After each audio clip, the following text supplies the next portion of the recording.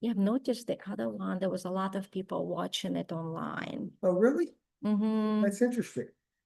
So it's, I think maybe people just like online better. Mhm. And then I'm gonna pull up, share the PowerPoint. Mm. Why do I have to open? Hold on.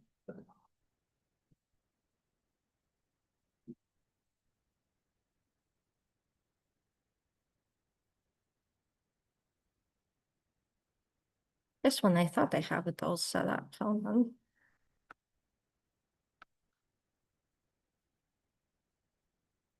Yes. For some reason, I had two copies open and then. There it is.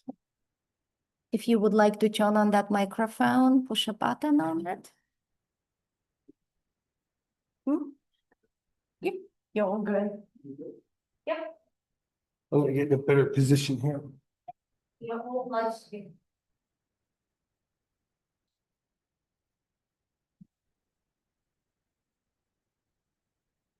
Want us up there? Yeah. Just in front, yeah, why don't we get up there? Yeah, that'd be great. Just a, you know, a little photo op for, the township. You know, older brother.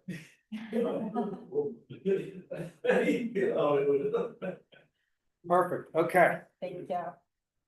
So, just give a quick intro. I know those of the people here who are already familiar with the EAC. I'll give a little speech about it anyway. Joe Evison, I'm the chair of the EAC. This is our second speaker series this year. It's the second one, Shriner Tree Care has been gracious enough with their time to attend for us. We do have a third speaker series set up for the end of September. Teresa Avery and the Worship Stores going to do talk on watershed friendly certifications for residents' properties. So that should be interesting. We've heard her a few times. She does a great job. And we're hoping to continue these throughout the year. I would give, Mike, you're probably the only face here that's not, I haven't seen before. By the EAC, if you don't know, and I'm always surprised, like when I'm out doing invasive removals or watering trees, that how many residents just don't know what the EAC is, or even that it exists.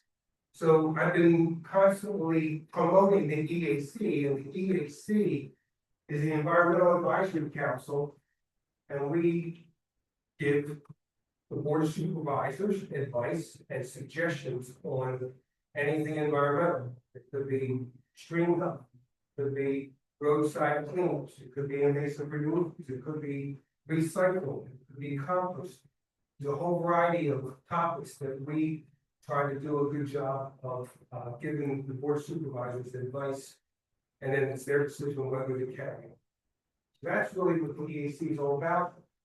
And now I'd like to hand it over to Michael Shriner and John Dwyer from Shriner Tree Care. I thank you so much for being here today again and educating us all about beech leaf disease and the troubles that we could have in front of us. Awesome. Thank you, Joe. Appreciate it. I don't remember. Should work. Hold on. Sometimes there is a joy. You There you were first this 15 times last week. I don't know what. But is that you doing that? Or is that me? Yeah, try it again. Up there you go. Yep. Awesome. Good afternoon, everybody. A lot of familiar faces here, but I guess just a couple faces that I don't know so well, and thank you for coming out today. My name is Michael Schreiner, and this is John Dwyer. Today we are going to be discussing beech leaf disease. We're reviewing a lot of the different aspects of beech leaf disease. Starting off with kind of what is an American beech tree, how do you identify an American beech tree? What is beech leaf disease? What are the nematodes? What is exactly causing all this disruption to our beech trees? symptoms, diagnosis, host, distribution, and so forth. They're going to get into how to protect your beech trees, so general repair, species disease management, and treatment options for your property. And then we're going to get into, kind of the forest impact, what does the future look like for beech trees, and then we'll close things out, Q&A. So if you have questions, just wait, to the end. A lot of information kind of flows together, so we'll, any questions right now. So let's get into it. So, American beech tree, how do you identify?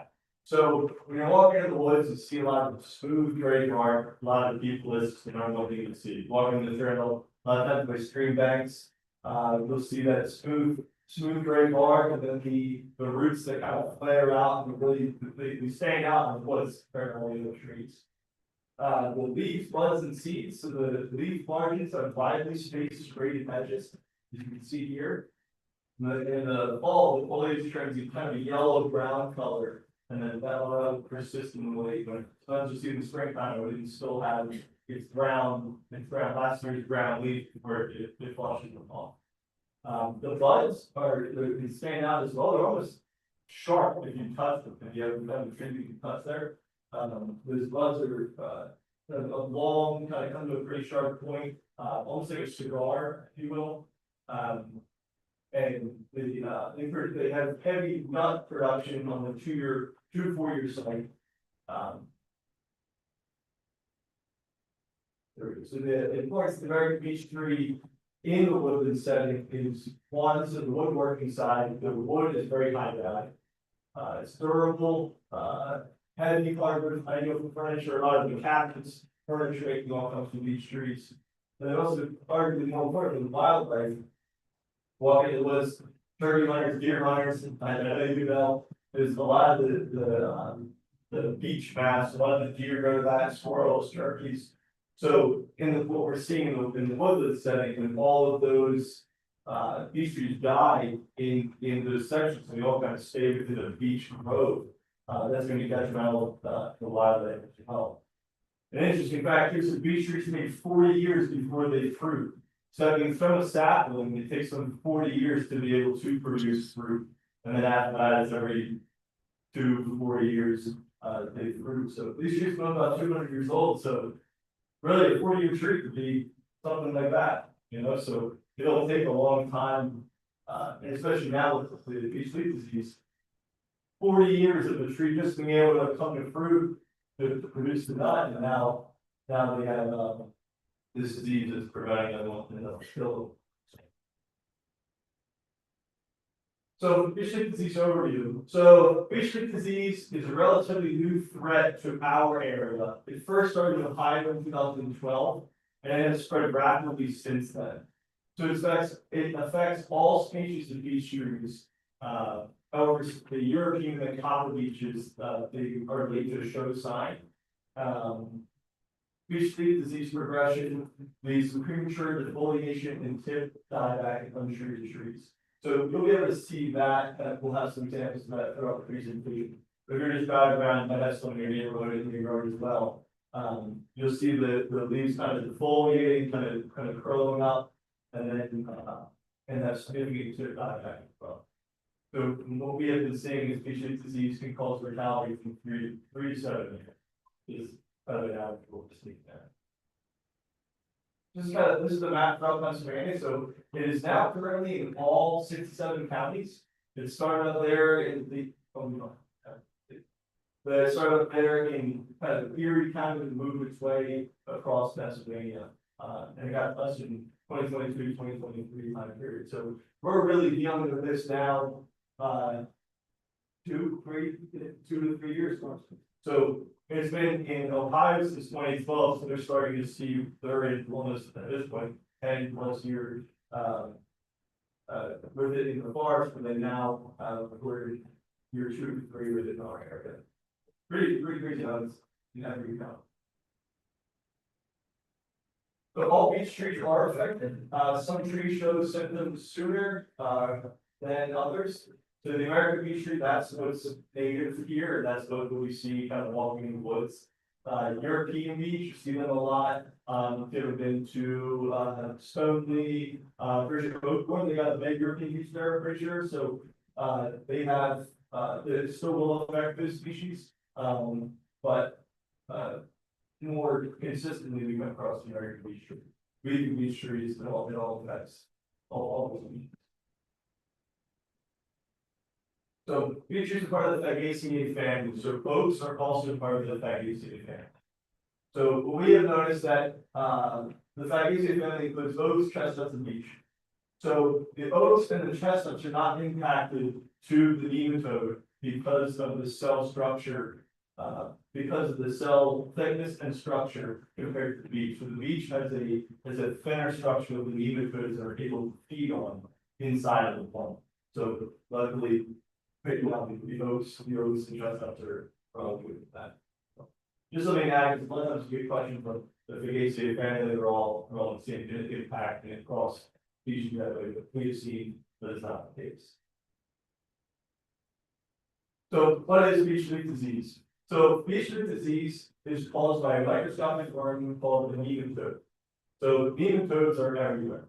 We all have them on us. You're working in the garden, you have nematodes on you. Swimming, everyone's got nematodes on them. So what are nematodes? Nematodes are tiny round worms. They are one of the most abundant organisms on Earth. So like I said, they're everywhere. Deserts, swamps, oceans, go to the beach, you go for a walk in the woods, you go for a go picnic, you got nematodes on you. Beech leaf disease nematode is classified as a plant parasite nematode. So that's the difference. Parasitic nematodes and not parasitic. And fortunately, this is parasitic nematode. So the cycle of beech leaf disease. So nematodes live in infected leaves during the summer.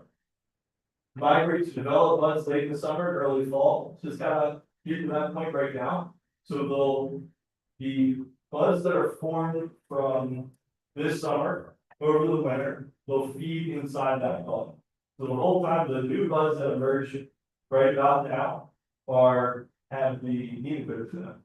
So that's why it's important. We'll get that next slide, but treating kind of before this time period, the window about May to about mid-July, around this time right now, is the window that we have from when they flush up the new growth, where they haven't produced the new buds yet.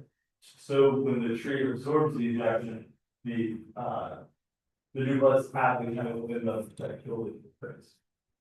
So prolonged feeding will terminate bud formation, and this will cause the tree mortality in 5 years. So you see the egg glass, the juvenile, and then the adult. So all that happens with inside the bud.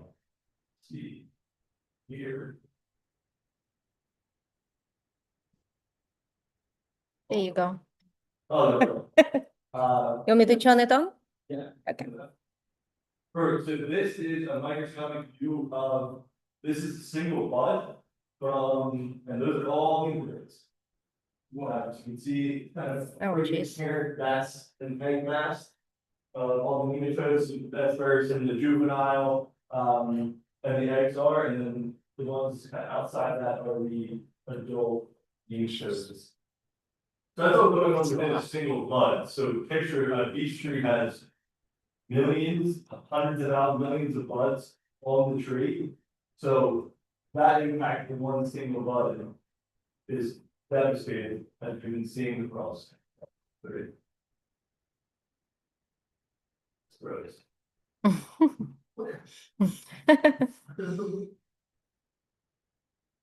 See that? All done. Oh, Oh, there you go. good. Okay, so the transmission between curve. They can transmit through rain, wind, insects, birds, and mammals. It's very easy. We spread them on ourselves. When I'm climbing in the trees, nematodes are on me, and I move them around. It happens. There's no way really to prevent the spread. There's too many transmission methods.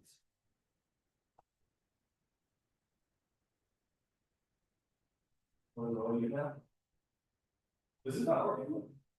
It does. It just has a delay.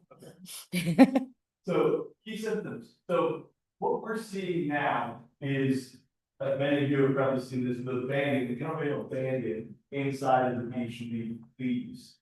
So this is like a year, 2 year sign here.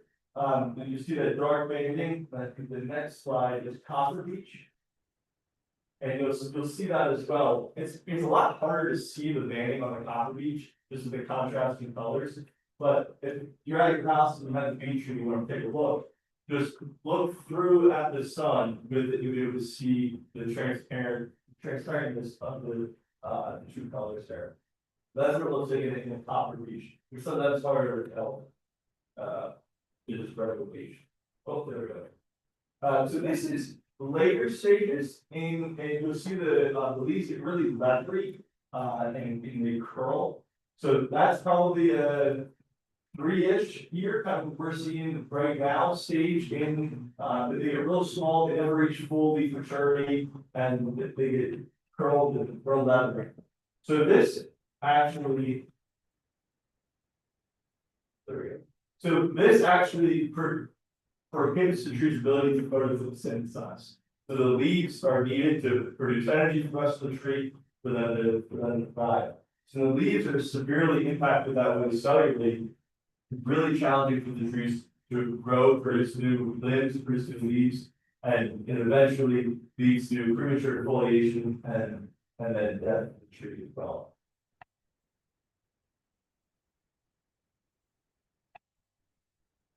You need a degree to run this thing.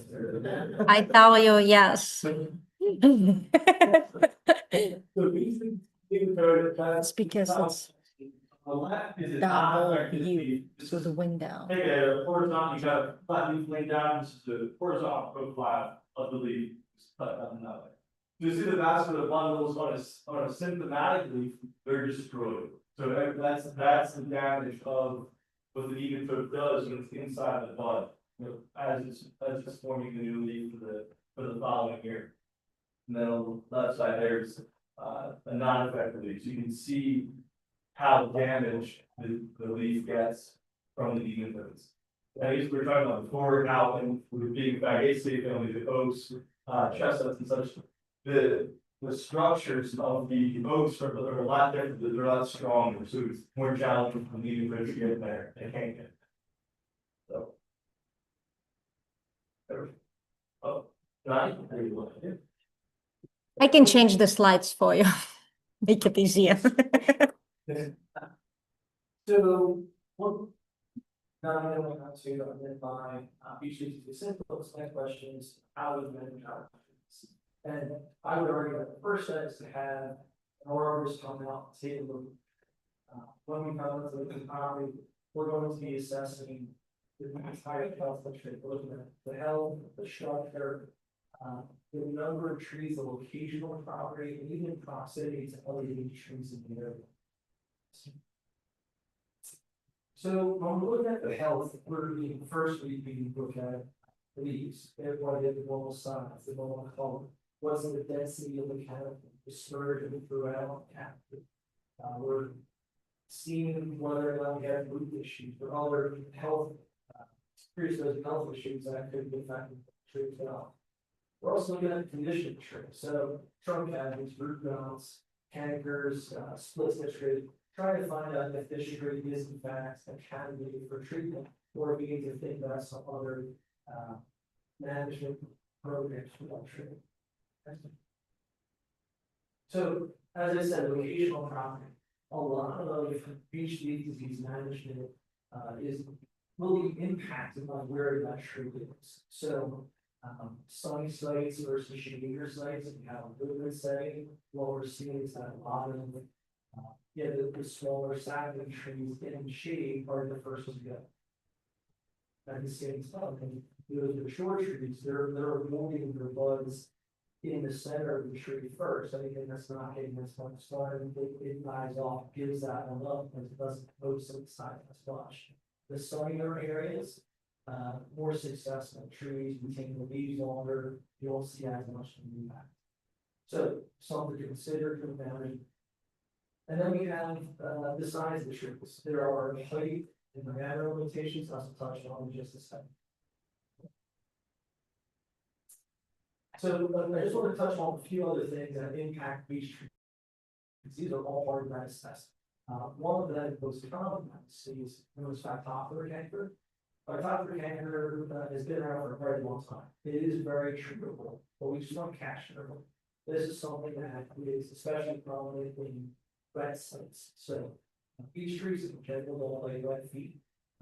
But when they are in really wetter environments, there's something very called phytophthora. It's going to the water, boosts the stool profile into the root system. Obviously, we don't see that. But what we do see are these blackish, purple, bleeding cankers on the trunk of the tree. When it's a white infection, it's usually just another 3-4 feet of tree and kind of start on the sides of the border.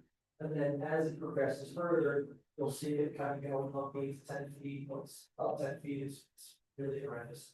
But all we're seeing on the outside are these, quarter-sized lesions. They pull back the bark.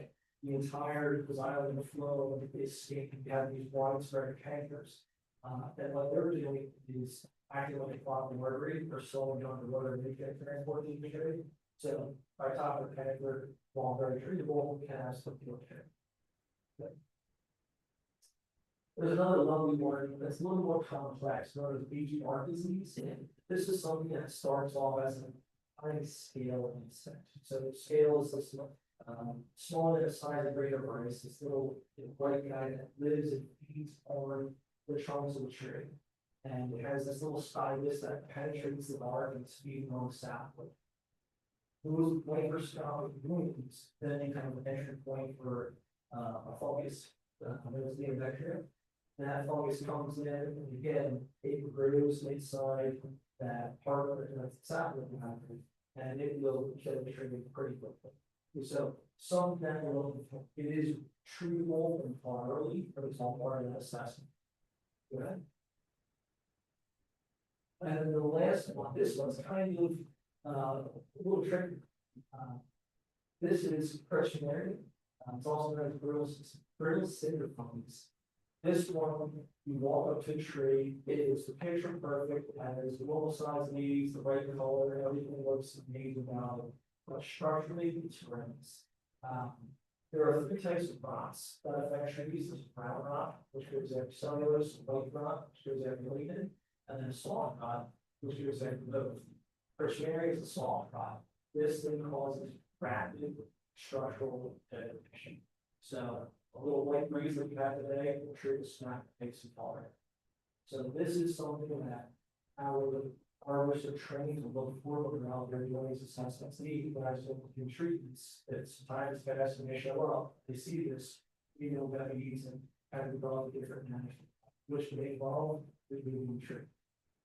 There are 2 phases for it. First, as you see on the white with red, that white area.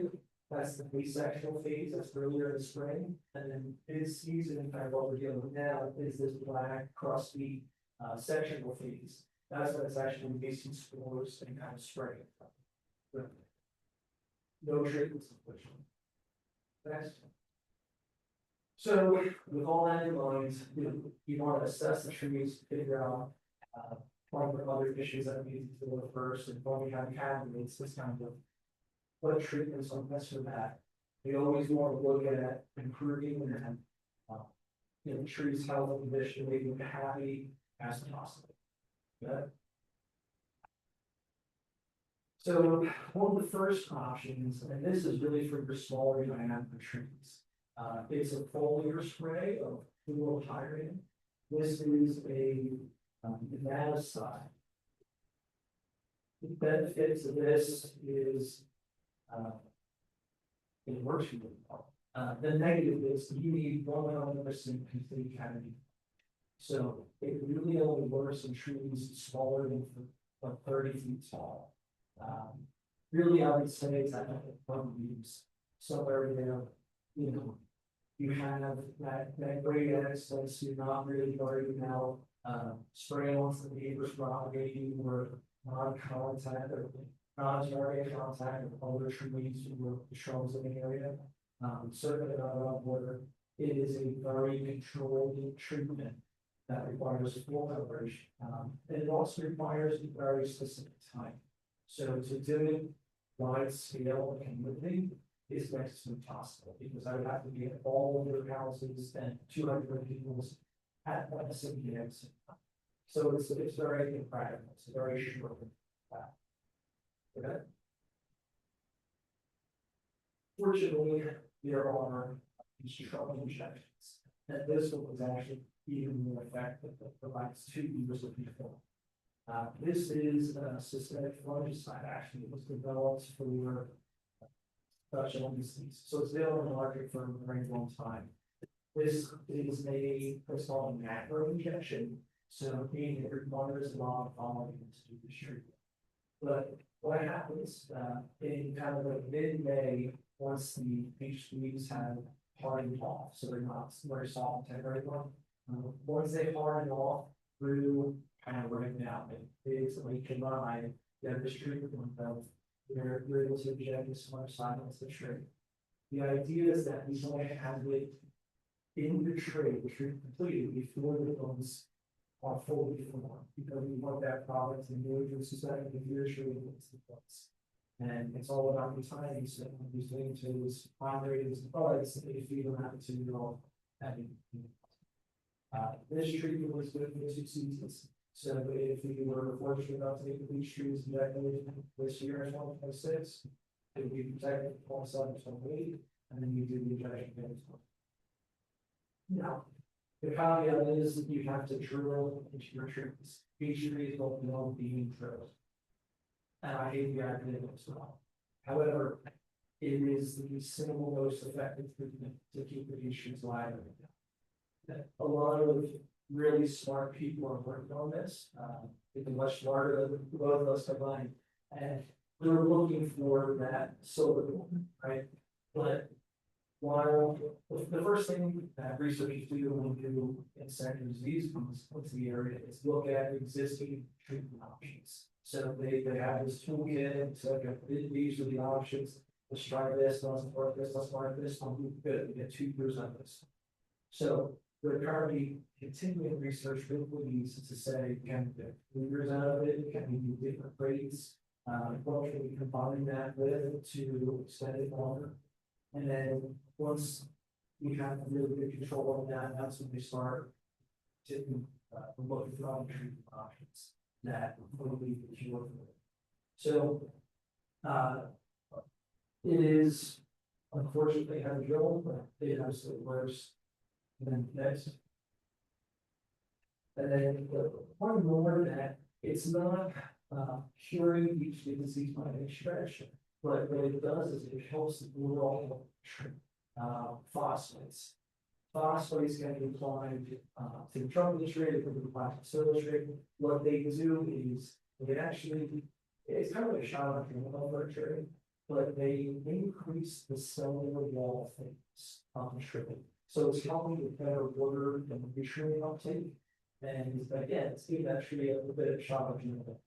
If your injections are giving you, 98 to 99% control, phosphates are maybe in the 40%. But it's something that when tandem together, you can really help the overall health of that tree.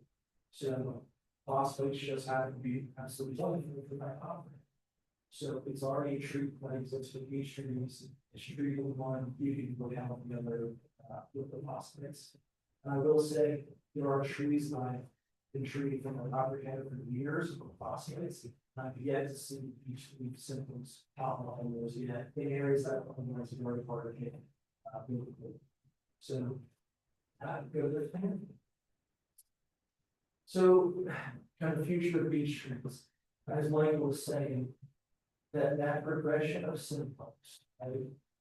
It starts taking, they start taking back. This is a scan of some trees. You can see from 2023 to 2025, just how much thinner they become. We have this increased transparency in the canopy. They're all held, the leaves are very, they're stunted with the story, they're not those themselves as well. They're going to give up all of their lower branches, they're going to give up all of their internal foliage. So, you'll have photos from 2026, and you can imagine how much worse we look.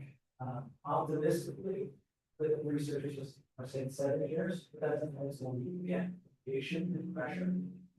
Realistically, or if if they're untreated. Thanks. And I just want to bring it back to all the other threats that have impacted trees. You know, everyone's heard about chestnut. Chestnut like to blade down chestnuts across the area. You can still go to the woods today and find chestnuts. They will re-sprout to grow about 30-40 feet tall, and then they just like the way to move out. Chestnuts have not met this issue. There's no disease. There are plenty of them trees that still exist. You can still go to a nursery, you can find your own tree. They have disease varieties. You can treat them with arborvitae, keep the trees alive. I will ask for this nurseries. I will ask for attack every tree in the ring over 6 inches in diameter and kill them. There are still plenty of live, healthy, really big ash trees right now. If you go into the woods, you can find 4 to 8 inch diameter ash trees that continue to sprout and grow. Beech leaf disease is not going to follow that same trend. Once this was attacks single bugs, it will kill everything from an 80-foot tall tree to 2-inch sap. It just takes 1 bug and the units will be respected. So it is incredibly concerning. It's something that legal life is very passionate about. So I'm right here on Sundays talking to you about your friend health. It's concerning to think what the forest is going to look like. You know, I want my kids to know what they are. I want them to know it's a Great Run Free State Park and be able to walk in that beach forest. Just the past 2 years, it's changed dramatically. And you know, the amount of more vehicles popping up is horrible. So, just on that, yes, some of the roads, but Pennsylvania State Forest is building into this, they're trying to phosphate trees because of the sheer number of trees that they have. They're going out there and injecting with micro injection. They're trying to keep some more. Residentially, we have the ability to inject all vehicles, and we can do that. But, you know, there's going to be a nest eye out in the woods. Unfortunately, I would like to point out as single road has, you know, 7,000 meters of roots in the bud. And to consider the issue on pest pressures. So it's something that you know, needs to be talked about more often and treatments do exist. Right now, with the beyonds, I think this season went a little fast, unfortunately, with all the heat waves, so the bugs are kind of right at capacity, like they're just as big as you want to do. So right now, I would say we're probably going to do phosphate treatments to try to keep them happy, healthy for the next year, and then get on course for injecting next year. Good. Sorry, I didn't have myself there. So, got a lot of information from Penn State and the Forest Service. Angela by local Penn State, she's going to do this and doing a lot of this research on how to expand on that and answer any questions. Just one words of thing. So, and with that, any questions? What did the Copper Beech have at Long Gardens? The Copper Beech one time from Penn, which was a shame reason. It died from the what? I don't remember. Yeah, I mean, it was very clear for the number of years that it had it. And unfortunately, it just chose not to, you know. So the presentation said that the injections that are done, the treatments that are done, don't cure beech leaf disease. What does it do? So we're actually injecting fungicide into the tree. That fungicide has a soluble activity. So as the nematodes feed inside the tree, they will ingest that material and they will die. So you get, I've seen anything from like 97 to 98.5% control if you're injecting. But again, you know, we have to look at pest suppression, right? So the number of nematodes locally that are going to impact that tree will dictate how well it responds to treatment. So in the really pretty ash trees. If I injected an ash tree in my house, it would be a live, splendid, rolling haze instead, because there aren't any ash trees in my area. You go to really pretty state park, it's all ash trees. And so there were properties where the ash injection was taking place, that's 99.5%. But the trees still die because of the amount of pest protection done on treated trees in the area. So it has so many adult females laying eggs, and then they feed, even though they die at second to feed, there's just little, millions and millions of little nips. Yeah. That'll. Same thing is happening with these trees. So when you have these untreated trees, your treated trees, they're going to decline a bit. Not killing them, but they're going to decline a bit. And that leads to another question, just, doing a little bit of research, I was looking at what are arboretums, like local arboretums doing about this, and there's a whole range of strategies they're using. Some are doing nothing and saying they're just letting nature take the course. Tyler Arboretum just got funding, and maybe it was a grant, I'm not sure how they got it, but they got funding to do like 220 trees that treat. Yeah. So there seems to be a lot of different strategies that these big organizations are using to approach the beech leaf disease. Do you have any comments on that? I think that a lot of what the varied levels of care, the different arboretums are going, one, the density of beech trees at the arboretums, like, for example, if there's one specimen beech tree that they have, like a weeping beech tree in kind of the center of the arboretum, that's going to absolutely going to affect that tree.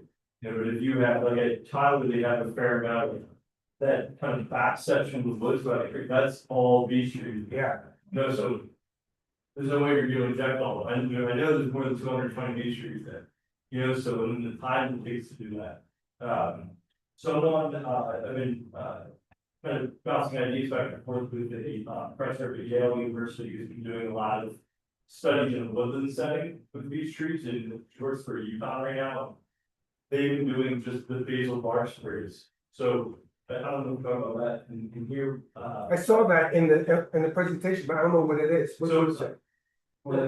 So the reliant phosphates, it can be applied to, as a trunk injection, applied to the base of the tree, as basal spray, possibly applied as kind of a root trench, or you fertilize it. It's very, the mode of action, it can be applied in which way, but it all versus. So those are the trunk applies, sides, and that's going to see is you. So you spray. You can spray, yeah, I spray around the base of the tree. So that way, if you're in a forest setting, to set up an injection site, I mean, sometimes you can take, there's jobs where just locally, if you're doing a 30-inch tree, it can take 5 hours, it can take an hour to inject the tree. So if you have a forest, I mean, you're going to go right. We'll be on the next series of injections, but then going to grow a little. So it would, the professor was saying, doing a lot of basal sprays. So if it may not be the same effective rate that the injections are, but it's something. And also, another point as well is just treating, right? The research always gets better.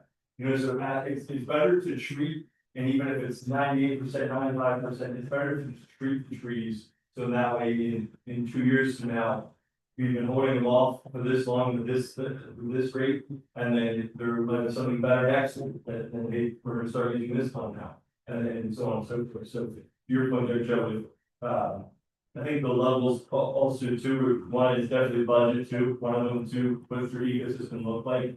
Do they have specimen beech tree? Do they have multiple specimen beech trees around the property? And folks don't have probably use different methods as well. So I mean, if they're going just the standard injection, the drill injections, for a couple of the specimens, say they're doing 6 specimen beech trees from the arboretum, the rest of them might be doing phosphates. So and then a foliar spray we was talking about before, it's kind of like smaller European beech trees, maybe 30 feet tall, that line and pathway might be that layer.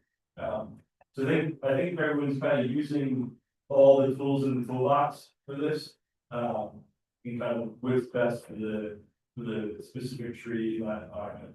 I see you guys do a lot of work at Rosedale Conservation Trust. Hmm. And is there a lot of beech trees there? There are pines of beech, in Rosemary. Beech is like a very specific environment. And so when you have one American beech tree, you usually have a few dozen American beech trees. So there are pockets of the Rosemary that are very beech heavy and other areas where it is. So, and to get back to the arboretum question, there's also. You know, this is already last week, talking the period where some of these very unique beech trees that you would see on a residential setting. Ones that you have to read the name and you know what kind of beech tree it is on tag. They're not displaying the symptoms the same way that we're talking about these guys. So, you know, we're looking together saying, is this beech tree disease? I don't have anything else to compare that to. Right? Is it because of the size of the leaves? Is it impacting them differently? They are trying injections, they're trying in the trunk methods. You know, some are more willing than others to just say, we're a test target, so we're gonna see what works. And, you know, we wind up losing this, although we have enough there. So, they're using it for more, you know, research. If you will. Which university does the most research when it comes to trees and treatments? Is it the Penn State? Yeah, I mean, Iowa State is, doesn't now, Rutgers doesn't. UMass Amherst, Penn State, Yale. I mean, there's a lot of big universities working on this right now. Are there like specific regulations when it comes to those using of those specific chemicals for treatment or no? So, any regulations for it? Mm-hmm. And so, fortunately, to use any chemical, any tree, it has to specifically mention that tree, that inside, that's these all. Okay. Beech disease is brand. So we that's why you granted emergency use to use these certain products for beech trees. Okay. Because of the research suggested. So that's what we're using this for. Okay. Thank you.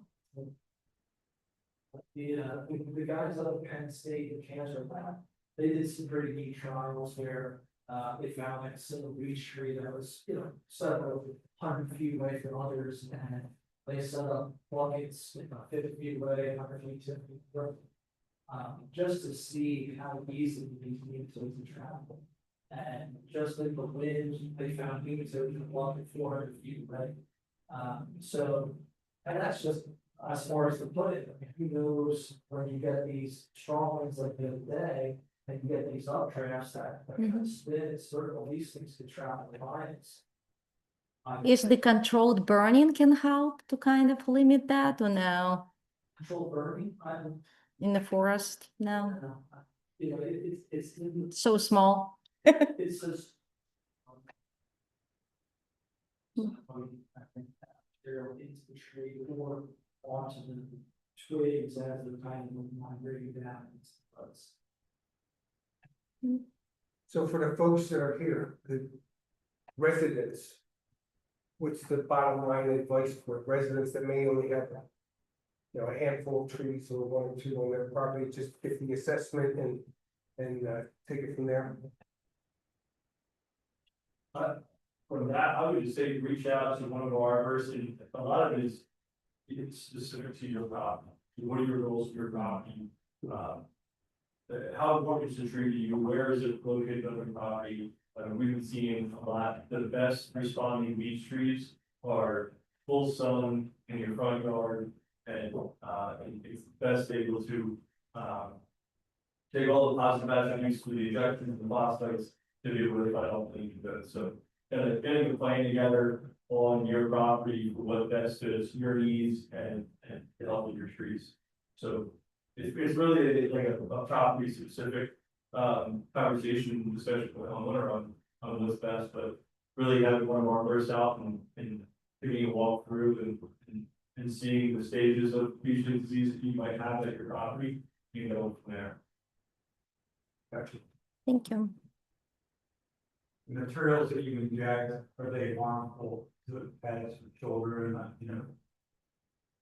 just human beings being exposed to them? Is there danger? No, so, being an injection, everything goes directly into the tree. So there's no, contamination. It's always been outside their air, the worst case, infected hard, it's not infected at all. What about the spray? The spray certainly, I mean, it is a, again, that's the have specimen spray. It affect, being the medicine, the way it works, it attacks certain proteins that are nematodes and are in us. I still wouldn't want to go running around with it after I spray it, but, technically, yes, it's safe for us, but people want to be, usually, we do it in, 2 hours to drive and be okay to do that, that's not, without that. So vitamins all actually started out as a banana parasitic for cows. Cows, correct. It's Yeah. made computers discovered developed. Right. And so cows can make it, so. It's technically, So for as tough as cows, we can handle. Jeez. Yeah, and then, so, which is what we use in pasture, so it's 2 years of control right now. So pasture was originally developed to control seedless salmon fisheries. So again, we've also been ingested barrel lives unknown. But, it's amazing how they know and they say this works on in the ocean. On sea lice, let's inject it into a tree. Hmm. I don't know where they come up with those ideas, but somehow it works. So pretty. Mhm, yeah. So speaking of ash trees, where are we with that? So the ash trees. I don't know what kind of works on. Yeah, it depends on how much food source is available to the insect. So when it first came in this area, obviously we had millions and millions Mhm. of ash trees. So the population was way bigger. As they killed those ash trees, the population would also kind of moved on the area. Then we had those 6 to 8 acres that were growing, that are now big again. And so they come back up. It's this roller coaster curve. So right now, we're kind of, at the bottom of the crest of the line. They're still out. We don't have as much impact. In a couple of years, once they start climbing up again, and as those little guys are growing. They're come back and be very good. And that's a 3-year. It's, so it is legal for 2 to 3 year on the, as you get less pressure, you can move towards that 2-year energy cycle. So. We're trying to play with there. One more question about, This is- I don't think I asked before. We have a little version. And I read from stuff in Ohio that French trees probably shouldn't treat the too. What do you know about that? What the one you. I lost your. Alright. So. the call you was just me. So, pretty sure you're at the same time. So technically, the code meeting, I think that they found one French tree that had EAC. And so they said, yes, they can impact, French trees. Anecdotally, I've never seen a French tree. I do not treat any of my clients, their trees for, and I haven't seen one. So, Is there any important? yeah, so save your money, don't put any words like the size of that, it's fine. Yeah. Okay. Any other questions, comments? What's on the horizon? Nobody knows. There's, I mean, outside of Beech trees, there's a lovely one called Oxford Blake, well, Oxford Blake's been in here, but there's a new one called Beech tree moth. So over England, they call Oxford box trees. And it is this wall, that goes, it will defoam boxwood, of course, like 2 feet. It is a black. And glass, unfortunately, boxwoods are just about every single crop that you all want to. So, once it's heated with it will just right across, they don't invest. There are gardens in England that have walls. Fortunately, there are treatment options, but knowing how quickly it moves, you have to be on it very fast. It's kind of like you see it, call, and you just right now, get that treatment. That's the one that's kind of the most pressing, I would say, so there's always other things around our eyes. Open within, this side of Susquehanna for, years now, so it's threatening to come different elevations. And then a few insects that just don't. I mean, it's a global world, right? With the amount of things that ship and move, it's easy. That's just a hop on, and you take your way across the ocean. So, of course, we're dealing. Thank you, guys. Thank you. Thank you. For your time and,